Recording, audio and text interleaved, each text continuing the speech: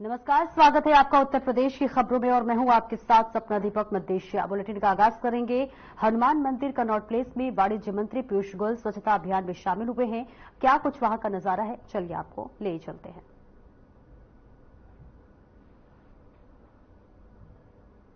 तो ये तस्वीरें आपको दिखा रहे हैं। पीयूष गोयल जो है कनॉट प्लेस में इस वक्त मौजूद है, जहां पर बड़े स्तर पर स्वच्छता अभियान चलाया जा रहा है, जहां पर वाणिज्य मंत्री पीयूष गोयल इस अभियान में शामिल हुए हैं। तस्वीरों में भी आप देख सकते हैं कि किस तरह से स्वच्छता अभियान का आगाज किया जा चुका है और यहां पर जो है हर तरह से सफाई कर्मी भी लगे हुए हैं और स्वच्छता अभियान को करते हुए नजर आ रहे हैं।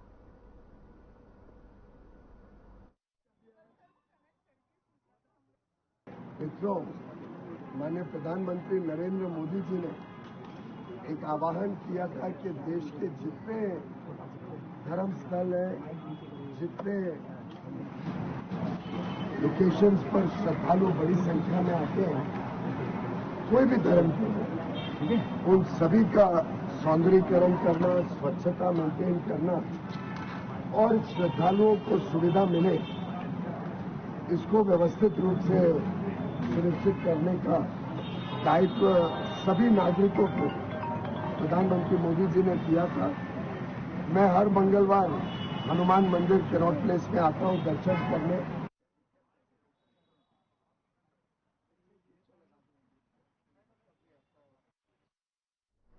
और गोरखपुर में रोड टू स्कूल कार्यक्रम के प्रथम चरण का शुभारंभ मुख्यमंत्री योगी आदित्यनाथ ने किया है। आइए दिखाते हैं तस्वीरें।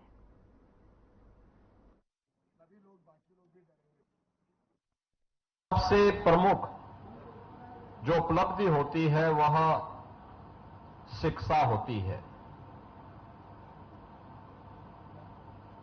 शिक्षा किसी भी सभ्य समाज के लिए, किसी भी समर्थ समाज के लिए और किसी भी सशक्त राष्ट्र के लिए सबसे बुनियादी आवश्यकता है। शिक्षा के बगैर मानवीय मूल्यों और इस जीव सृष्टि की आवश्यकताओं की पूर्ति की कल्पना भी नहीं की जा सकती है। और इसीलिए प्राचीन काल से ही शिक्षा को सर्वसुलभ कराने को लेकर के लगातार मंथन चलता रहा है। इसके लिए अलग अलग समय में, अलग अलग कालखंडों में अलग अलग प्रयास हुए हैं। भारत के प्राचीन गुरुकुल की प्रणाली और उस गुरुकुल में उस समय के जो उत्कृष्ट कार्य हुए हैं, वह भी हम सब के लिए एक प्रेरणा है। भारत के विश्व प्रसिद्ध विश्वविद्यालय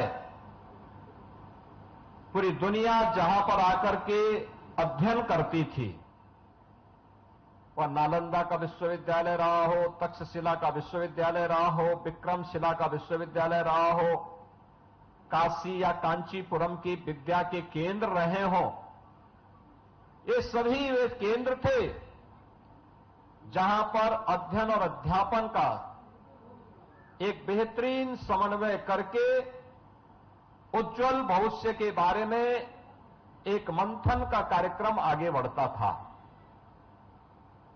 लेकिन समय के साथ आगे बढ़ते गए। कहते हैं कि जब मैकाले ने आधुनिक शिक्षा प्रणाली लागू की तो उससे पहले उसने पूरे भारत के अंदर भ्रमण किया। पूरे देश के अंदर उसने उत्तर से दक्षिण, पूरब से पश्चिम सर्वत्र गया और उसके बाद उसने ब्रिटेन में वायसराय को पत्र लिख करके भेजा। उसने लिख के भेजा कि मैं भारत का भ्रमण किया हूं। भारत एक ऐसा देश है जहां की पंचायतें, जहां की संस्थाएं स्वयं भी अपने शिक्षण संस्थाओं के प्रति आग्रही बना करके साक्षरता के 100% लक्ष्य को बिना भेदभाव के हर व्यक्ति तक पहुंचाने के लिए प्रतिबद्ध दिख रही हैं। और भारत दुनिया में मुझे एक ऐसा देश देखने को मिला है जिस देश में मैं कहीं भी गया, शहरी जीवन को छोड़ दें तो ग्रामीण क्षेत्र में लोग आपस में एक विश्वास से जुड़े हुए हैं। कोई भी अपने घर में ताला नहीं लगाता, हर व्यक्ति को एक दूसरे पर विश्वास है। और परस्पर यह विश्वास जब तक भारत के अंदर बना हुआ है, भारत को अधिक दिनों तक ब्रिटिशर गुलाम नहीं बना के रख सकते। और इसलिए उन्होंने उस समय की शिक्षा पद्धति को इस रूप में बनाया कि पहले की तुलना में अगर देखा जाए तो देश के अंदर निरक्षरता बढ़ी, लेकिन आजादी के बाद जो प्रयास प्रारंभ हुए उसके कुछ परिणाम प्राप्त भी हुए। लेकिन अभी इस पर बहुत कुछ किए जाने की आवश्यकता है, बहुत कुछ किए जाने की आवश्यकता है। और इसके लिए हम आभारी हैं प्रधानमंत्री मोदी जी के, जिन्होंने राष्ट्रीय शिक्षा नीति, जब पूरी दुनिया कोरोना जैसी महामारी के सामने पस्त थी, तब कोरोना जैसी महामारी से देशवासियों को बचाने, उनको सुरक्षित रखने के साथ साथ उज्जवल भविष्य की एक नई आधारशिला रखने के लिए राष्ट्रीय शिक्षा नीति 2020 प्रधानमंत्री मोदी जी ने देशवासियों को दी। और राष्ट्रीय शिक्षा नीति यह उद्धरण के साथ तकनीक का उपयोग करके कैसे हम सहज और सरलता के साथ छात्र छात्राओं को इन सब बातों की जानकारी दे सकें, यह तो उपलब्ध करा ही रहा है, लेकिन साथ साथ यह भी सुनिश्चित कर रहा है कि बच्चे स्कूल 100% जाकर के अपना नामांकन करा सकें। इसके लिए बच्चों को भी, अभिभावकों को भी, पंचायत को भी, समाज के गणमान्य लोगों को तो इसके लिए जागरूक करना ही है, लेकिन साथ साथ उन संस्थाओं को जो समाज के निर्माण के लिए अपना योगदान दे रहे हैं, जिन्होंने सामाजिक प्रतिबद्धता को समझा है, उनके सीएसआर मत से भी हम लोग इसमें सहयोग लेकर के इस पूरे कार्यक्रम को सफलता की नई ऊंचाई तक पहुंचाने का काम करेंगे। और मुझे प्रसन्नता है, यद्यपि 2017 से विद्यालयों में जो बच्चे पहले तो एडमिशन नहीं ले पाते हैं, एडमिशन लेते हैं तो उसमें से आधे बच्चे ऐसे होते। तो आप सुन रहे थे सूबे के मुखिया योगी आदित्यनाथ की, जहां पर तमाम बातों का उन्होंने जिक्र किया, विकास के कार्यों को भी बताया और इसी के साथ साथ उत्तर प्रदेश के विकास कार्यों का भी जिक्र किया। और सीधे चलिए अब अगली खबर की ओर बढ़ते हैं, जहां पर मलेशिया के प्रधानमंत्री अनवर इब्राहिम 3 दिवसीय यात्रा पर है। लेकिन उससे पहले आपको यह भी बताते चले कि योगी आदित्यनाथ जो कि जनता को संबोधित कर रहे थे, और देखिए उत्तर प्रदेश में 10 विधानसभा चुनाव भी है, और ऐसे में जो है विधानसभा चुनाव की तैयारियों को भी देखिए लगातार पूरी तरह से कोशिश की जा रही है। और चलिए अगली खबर की ओर रुख करते हैं, जहां मलेशिया के प्रधानमंत्री अनवर इब्राहिम 3 दिवसीय भारत यात्रा पर हैं, जहां भारत मलेशिया समझौता ज्ञापनों और प्रयास वक्तव्यों का आदान प्रदान हुआ। These are by way of exchange of memorandums of understanding, presentation of a report followed by press statement by our two leaders. First, we shall witness the exchange of MOU between Ministry of Labour and Employment, Government of India, and the Ministry of Human Resources, Government of Malaysia, on the recruitment, employment and repatriation of workers. This will be exchanged from the Malaysian side by Honorable Mr. Stephen Sim Chee Kiong, Minister of Human Resources, Malaysia, and on the Indian side by Dr. S. Jaishankar, External Affairs Minister. Ministers, please.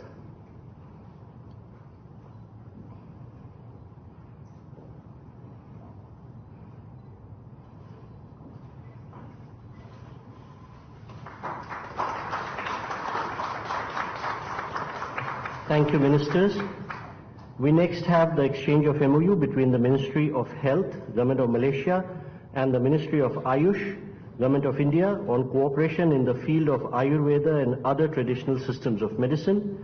On the Malaysian side, by Honorable Dato Seri Utma Haji Muhammad Haji Hassan, Minister of Foreign Affairs, and on the Indian side by External Affairs Minister.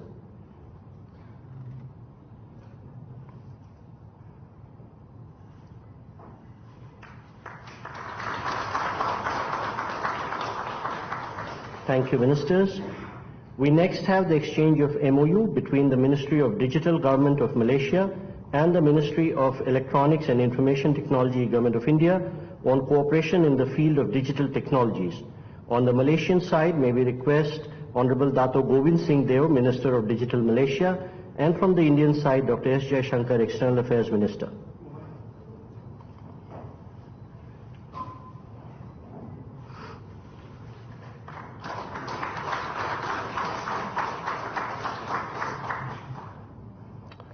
We next have the exchange of program on cooperation between the Ministry of Culture, Government of India, and the Ministry of Tourism, Arts and Culture, Government of Malaysia, in the field of culture, art and heritage. On the Malaysian side, may we request Honorable Dato Sri Tiong King Sing, Minister for Tourism, Art and Culture, Malaysia, and from the Indian side, Dr. S. Jaishankar, External Affairs Minister.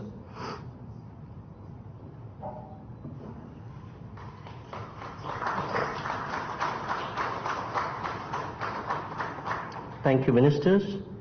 We next have the exchange of MOU between the Ministry of Tourism, Art and Culture, Government of Malaysia, and the Ministry of Tourism, Government of Republic of India, on cooperation in the field of tourism. From the Malaysian side, may we request Honorable Dato Sri Tiong King Sing, Minister of Tourism, Art and Culture, Malaysia, and on the Indian side, Dr. S. Jaishankar, External Affairs Minister, please.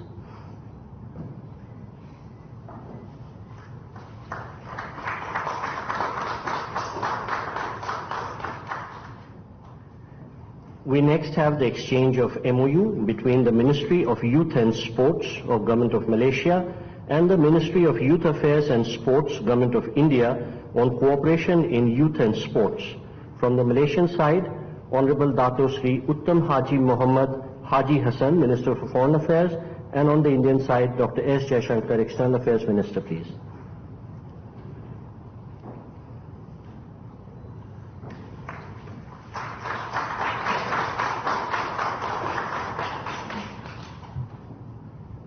Thank you, Ministers.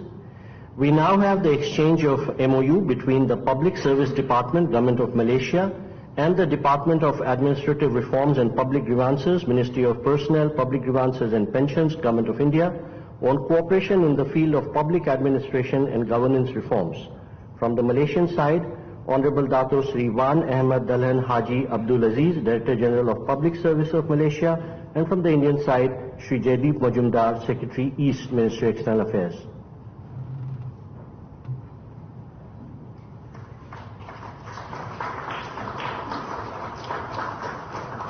Thank you, Secretaries. We next have the exchange of MOU between the International Financial Center Service Authority and the Lauban Financial Service Authority in relation to mutual cooperation. On the Malaysian side, may we request Honorable Dato Wan Muhammad Fazmi Shewan Othan Fadillan, Chairman of LFSA, and on the Indian side, Sri B.N. Reddy, High Commissioner of India to Malaysia.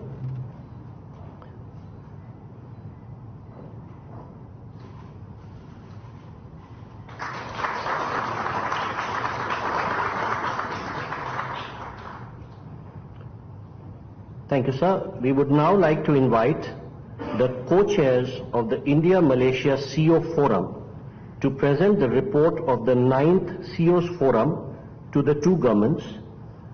May we request Sri Nikhil Miswani, Executive Director, Reliance Industries, Co-Chair, India-Malaysia CEO Forum, and Tan Sri Kuna Sitampalam, President, Malaysia-India Business Council, Co-Chair, India-Malaysia CEO Forum, to kindly join us in front of the dais.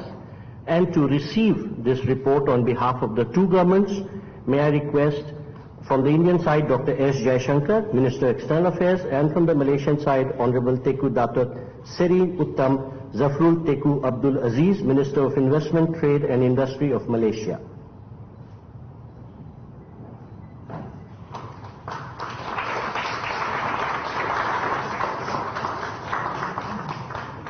Thank you, gentlemen. Ladies and gentlemen, this concludes the exchange ceremony. I now request the spokesperson of the Ministry of External Affairs to conduct the remainder of the proceedings.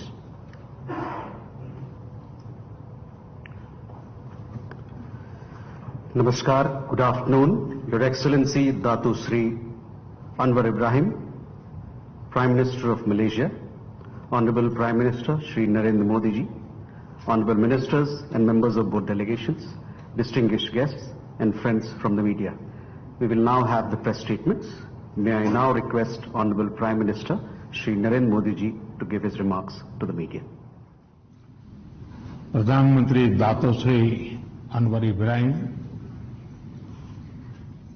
दोनों delegations के सदस्यगण, media के हमारे साथी, नमस्कार। प्रधानमंत्री बनने के बाद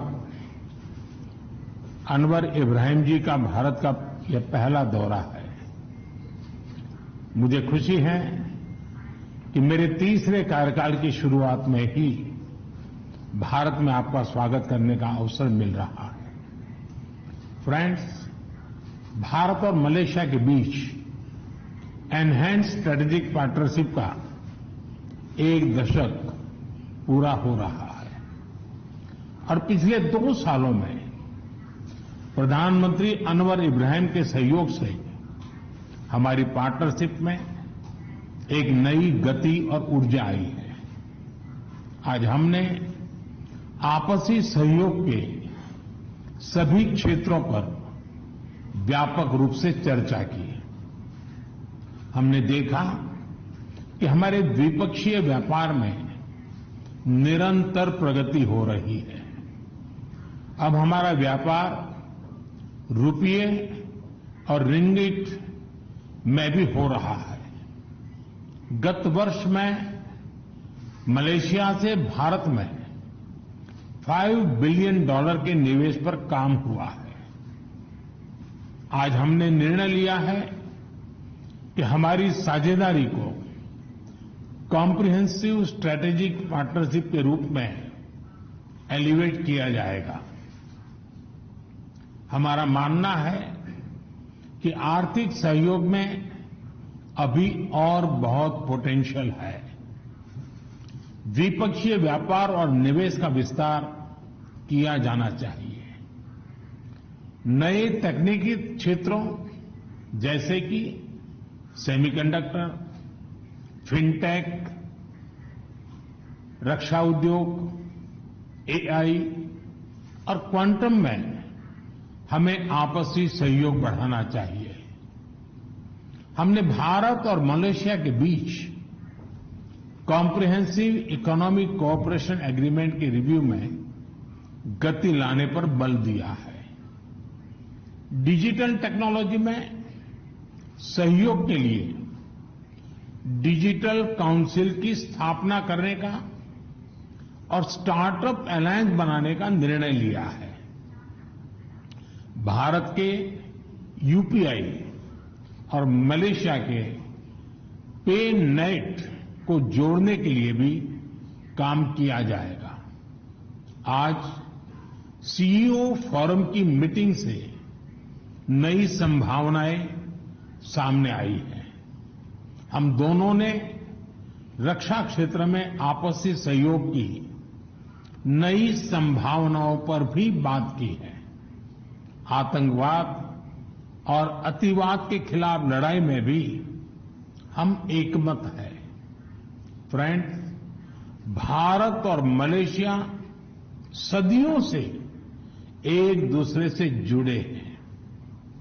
मलेशिया में रह रहे लगभग 3 मिलियन भारतीय प्रवासी हमारे बीच एक लिविंग ब्रिज है। भारतीय संगीत, खानपान और फेस्टिवल से लेकर मलेशिया में तोरण गेट तक हमारे लोगों ने इस मित्रता को संजोया है। पिछले वर्ष मलेशिया में हुआ पीआईओ डे एक बहुत सफल और लोकप्रिय कार्यक्रम था, जब हमारे नए संसद भवन में सेंगोल की स्थापना हुई तो उस ऐतिहासिक क्षण का जोश मलेशिया में भी देखा गया। आज वर्कर्स के एम्प्लॉयमेंट संबंधी समझौते से भारत से वर्कर्स की भर्ती के साथ साथ उनके हितों के संरक्षण को भी बढ़ावा मिलेगा। लोगों के आवागमन को सरल बनाने के लिए हमने वीजा प्रोसीडर्स को आसान बनाया है। विद्यार्थियों के लिए स्कॉलरशिप और सरकारी अधिकारियों के प्रशिक्षण पर बल दिया जा रहा है। अब आईटेक स्कॉलरशिप के अंतर्गत मलेशिया के लिए साइबर सुरक्षा और एआई जैसे अत्याधुनिक कोर्स के लिए 100 सीटें विशेष रूप से आवंटित की जाएगी।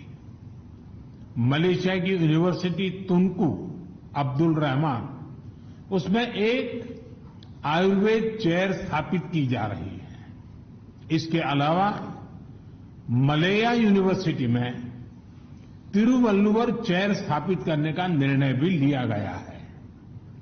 इन सभी विशेष कदमों पर सहयोग के लिए मैं प्रधानमंत्री अनवर का और उनकी टीम का हृदय से धन्यवाद करता हूं। फ्रेंड्स, आसियान और इंडो पैसिफिक क्षेत्र में मलेशिया भारत का अहम पार्टनर है। भारत आसियान सेंट्रलिटी को प्राथमिकता देता है। हम सहमत हैं कि भारत और आसियान के बीच एफटीए की समीक्षा को समयबद्ध तरीके से पूरा करना चाहिए। 2025 में मलेशिया की सफल आसियान अध्यक्षता के लिए भारत पूरा समर्थन देगा। हम अंतर्राष्ट्रीय कानूनों के अनुरूप फ्रीडम ऑफ नेविगेशन और ओवरफ्लाइट के लिए प्रतिबद्ध हैं और सभी विवादों के शांतिपूर्वक हल का पक्ष रखते हैं। एक्सेलेंसी, आपकी मित्रता और भारत के साथ संबंधों के प्रति आपकी प्रतिबद्धता के लिए हम आभारी हैं। आपकी इस यात्रा से आने वाले दशक के लिए हमारे संबंधों को एक नई दिशा मिली है। मैं फिर एक बार आप सबका बहुत बहुत धन्यवाद करता हूं। Thank you, sir. May I now request His Excellency Dato Sri Anwar Ibrahim, Prime Minister of Malaysia, to give his remarks to the media. Perdana Menteri Narendra Modi ji, namaskar, and thank you very much, Excellencies.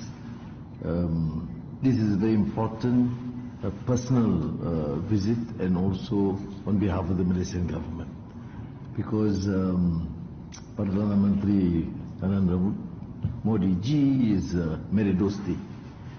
Not only is Prime Minister, but is my brother. And as I've said to him personally and to the colleagues, his friendship is sincere. Not only when I'm Prime Minister, but when I was just nobody, he was very kind as a true friend.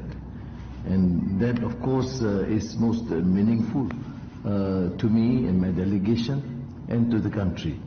And that makes all our deliberations and discussions rather easy. We have agreed to enhance further and make it a comprehensive strategic partnership. Yes, Malaysia and India, from the days of Jawaharlal Nehru and Tunku Abdul Rahman, has established good relations. But we realize under our generation that this must be further strengthened in a multitude of areas, which covers, as the Prime Minister has rightly put, digital and investments and trade in construction and modern agriculture, education, research in all fields, including military collaboration in terms of joint operations to safeguard our borders, and we look forward to that further enhanced relations. So may I firstly thank you, Prime Minister, and the Indian government for the splendid hospitality accorded to us and the delegation, and more so to consider Malaysia a great and true friend. And I must give you this assurance that it is reciprocal, and we will reinvigorate this sort of working relations in all fields. We discussed, frankly, in the bilateral meetings and also in the private conversations, without or no holds barred. We discuss as true brothers on all issues, sensitive or likewise, because this is the true meaning of friendship. We have established understanding on a number of issues, and Prime Minister have kindly mentioned some of them. But I have said, as we have said in the meetings, we will extend this. I personally believe, and I've said this to Prime Minister Narendra Modi ji, that there are so many areas that we need to explore further. And it's unfortunate that in the last many years, there has not been that truly forthcoming. India is an important and great nation with a great history and great culture and civilization. It is in many ways multicultural and multi-religious. And Malaysia, a much smaller country, but very proud of our civilization and cultures, and also multicultural, multiracial, and multireligious.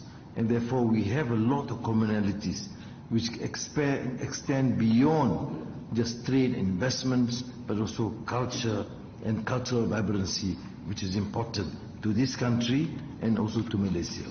But beyond that, we have initiated a lot of new programs, and we would hope that Indian companies with Malaysian companies collaborate further in all fields, including the new challenging areas like energy transition, digitalization, and also food security. And we did emphasize the need to use both our experience and expertise in the semiconductor area, which we are fortunate to be considered a hub in Southeast Asia, and India, of course, have excelled through your hard work and also your vision for this great country of India. And the rest on the issue of flights, visa, and other areas, as I've said, knowing Modi ji's style of work, he doesn't tolerate long delays, so we have put a time frame of 3 months to get our staff to be in action and report to us the progress, not report on the progress. And therefore, let me again thank you, Prime Minister Modi ji. And although my remarks are small, but please be assured that it covers multifaceted areas, from health to education to energy to digital, and we will prove that in a short span of time, Malaysia and India will emerge as two strong brotherly nations. Thank you.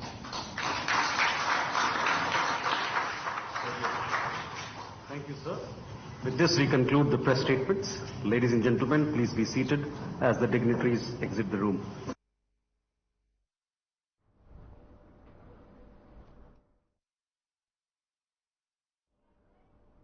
और इस bulletin में इतना ही। खबरों का सिलसिला आगे भी जारी रहेगा। नमस्कार।